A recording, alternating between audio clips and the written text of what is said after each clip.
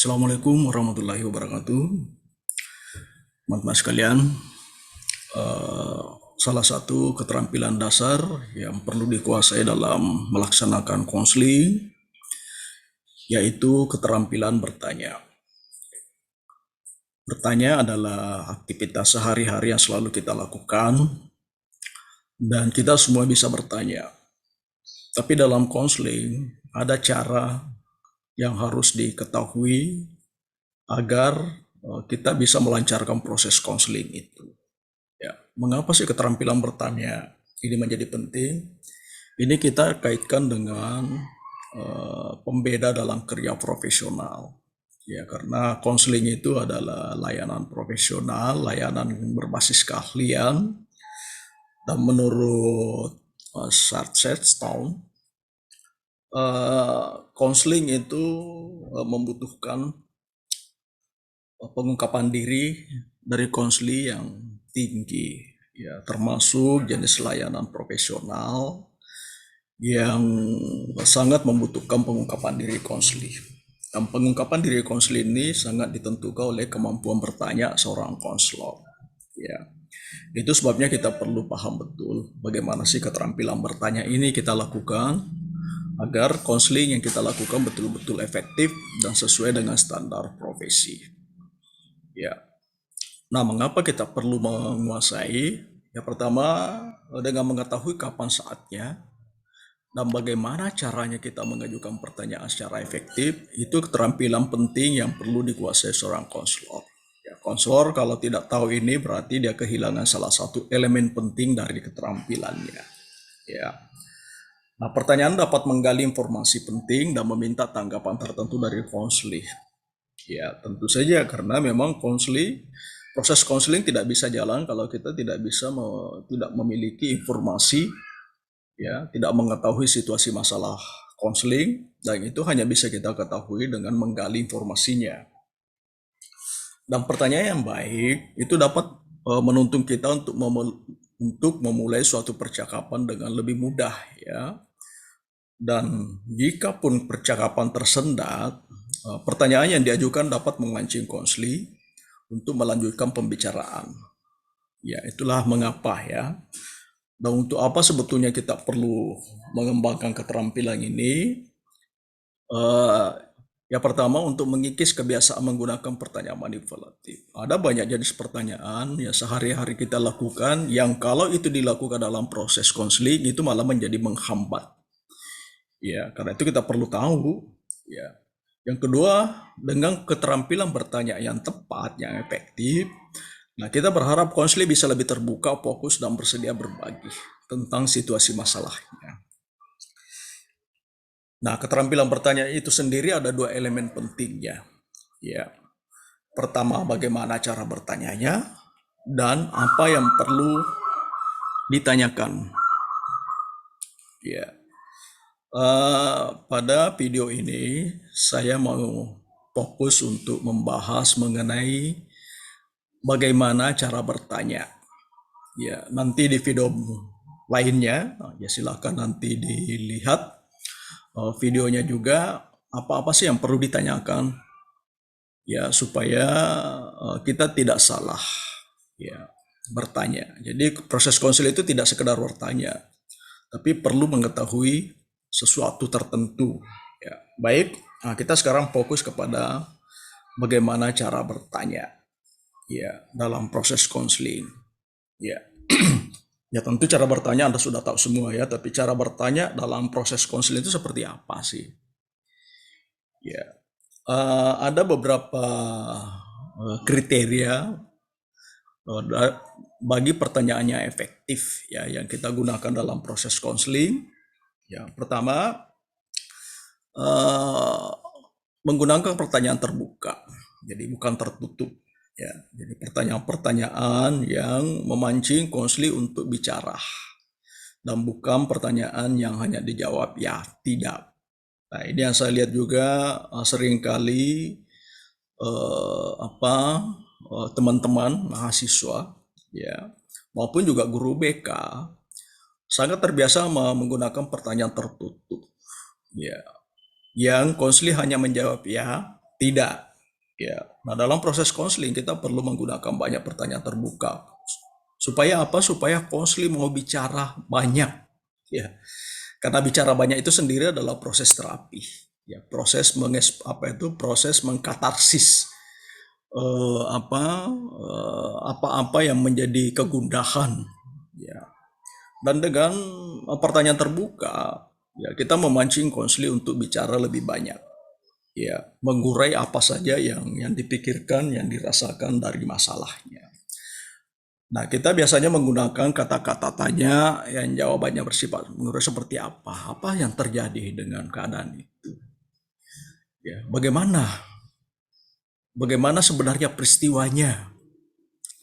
Ya, atau dapatkah Anda menceritakan lebih jauh tentang hal itu? Nah, ini pertanyaan-pertanyaan yang harus banyak digunakan. Ya, dalam proses konseling, dan bukan pertanyaan yang nanti akan dijawab ya tidak saja. Ya.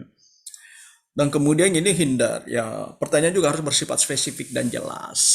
Ya, jadi apa yang ditanyakan hendaknya hal-hal yang bersifat sangat jelas. Ya, bagaimana perasaanmu ketika itu? Nah, ini ada konteks ya. Apa yang terjadi saat saat guru itu menampar temanmu itu? Ya, misalnya kan. Jadi kita menggunakan pertanyaan-pertanyaan yang di pikiran konselor itu bisa biasanya. Kalau kita hanya apa yang terjadi, nah, itu konteksnya kan belum jelas. Apa yang terjadi ketika itu? Nah, itu artinya yang kita pertanyakan adalah sesuatu yang terjadi ketika itu. Ya, bagaimana perasaanmu ketika itu?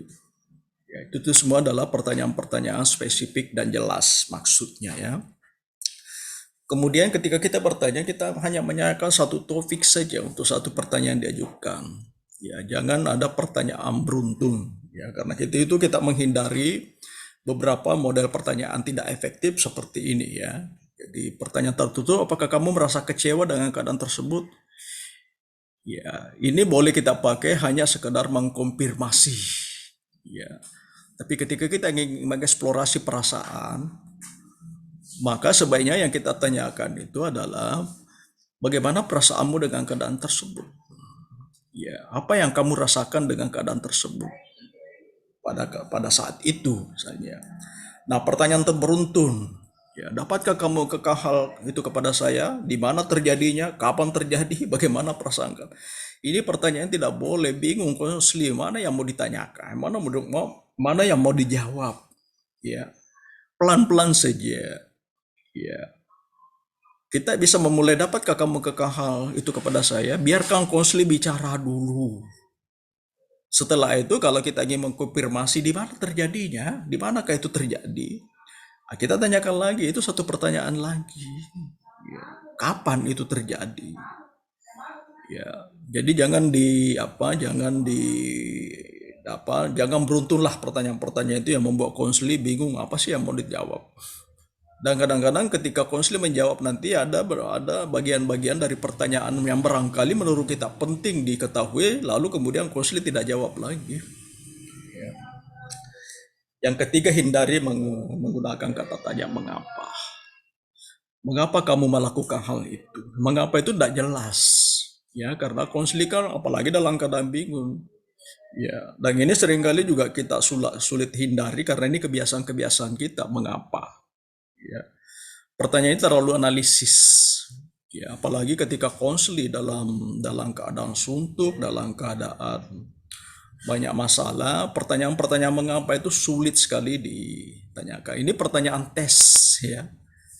Ya, mengapa sih kamu melakukan hal itu? Ya, nanti konseling kan nanti akan mengawal-ngawal saja, dan bisa jadi konseling nanti kemudian membuat rasionalisasi. Ya, oleh sebab itu kita menghindari pertanyaan-pertanyaan ini. Ya.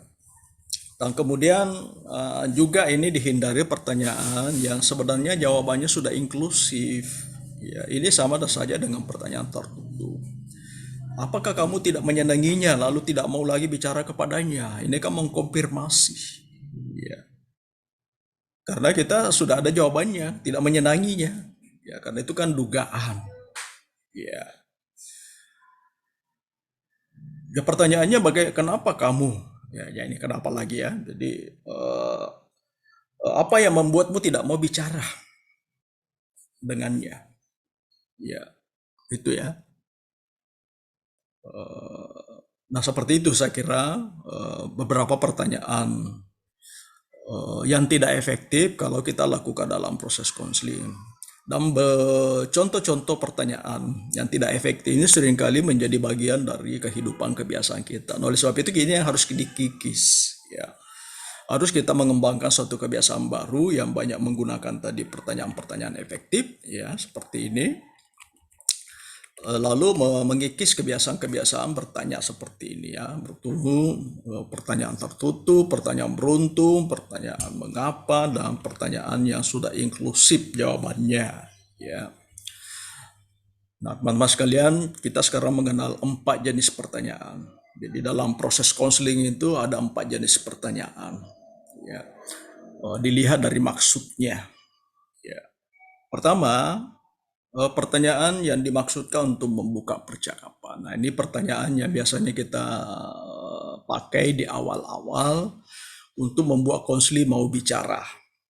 Ya, ini contohnya, apa yang kamu ingin kemukakan sekarang? Ya. Bagaimana keadaan kamu sesudah pertemuan kita yang terakhir? Ya, jadi ini adalah contoh dari pertanyaan untuk membuka percakapan. Ya, jangan menggunakan kenapa kamu datang ke sini. Kamu bingung kenapa sih seolah-olah ditolak ya. Ya, banyak kata-kata kunci yang bisa kita boleh silahkan apa yang ingin kamu sampaikan. Ya, apa keluhanmu sekarang? Apa yang terjadi dengan keadaan itu silahkan bicara. Ya, nah seperti itu semua adalah contoh-contoh yang bisa kita lakukan dalam membuka percakapan. Nah, setelah itu kita memerlukan juga ini jenis kedua ya, memancing bicara lebih jauh.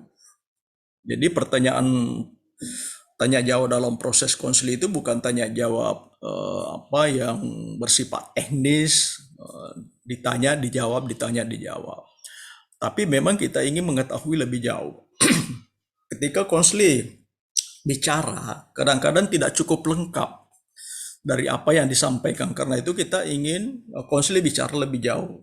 Ya, dan kita menggunakan pertanyaan-pertanyaan misalnya, bisa kamu kemukakan lebih jauh tentang hal itu. Jadi ke konseling misalnya bicara, saya marah pada bapak saya tidak suka cara bapak saya mendidik di rumah. Nah, jangan hanya terfokus pada informasi tidak suka. Kita perlu memahami lebih jauh tentang itu.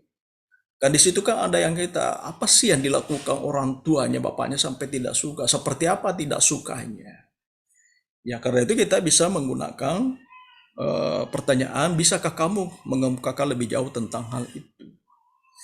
Ya, atau saya ingin tahu lebih jauh tentang apa yang menyebabkan kamu bereaksi seperti itu. Jadi ketika konseling misalnya bereaksi tertentu, saya sangat marah. Ya, kita bisa meminta konseling untuk bicara lebih jauh tentang reaksinya itu.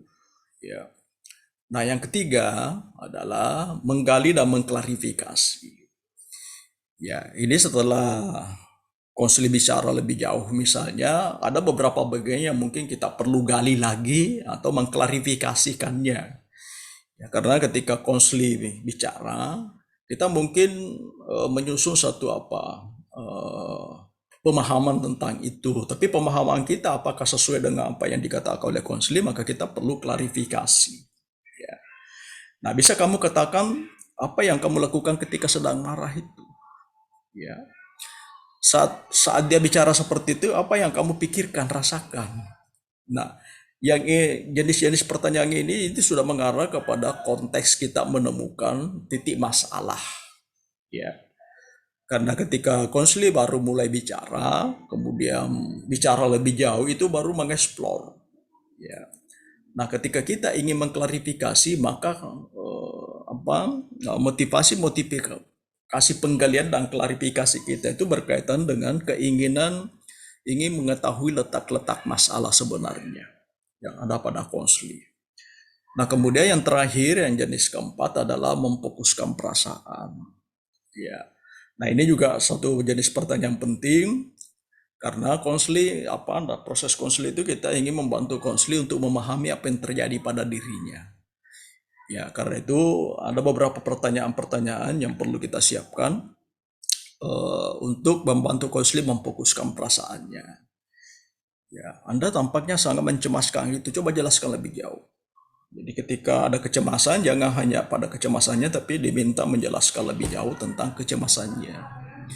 Ya, karena kita ya selain klarifikasi dari aspek kecemasan itu, kita juga memang membantu konseli untuk memahami persoalan kecemasannya ini. Ya, bagaimana perasaan kamu terhadap perlakuan temanmu itu? Ini adalah contoh-contoh pertanyaan memfokuskan perasaan. Ya. Nah, selanjutnya kita ingin memahami, ini masih berkaitan dengan cara bertanya. Ya. Jadi kadang-kadang pertanyaan-pertanyaan kita supaya konseli mau bicara lebih jauh, maka tidak perlu ada kata-kata keluar ya. Atau kita menggunakan apa yang disebut itu dorongan minimal. Ada dua ya, pertama menggunakan isyarat non-verbal. Jadi ketika konseli bicara, kita bisa menggunakan anggukan kepala. Anggukan kepala itu sebetulnya juga ingin menunjukkan meminta konseli bicara lebih jauh ya tanpa harus ngomong. Atau gerakan mata agak sedikit melebar itu menunjukkan keingintahuan. Ya.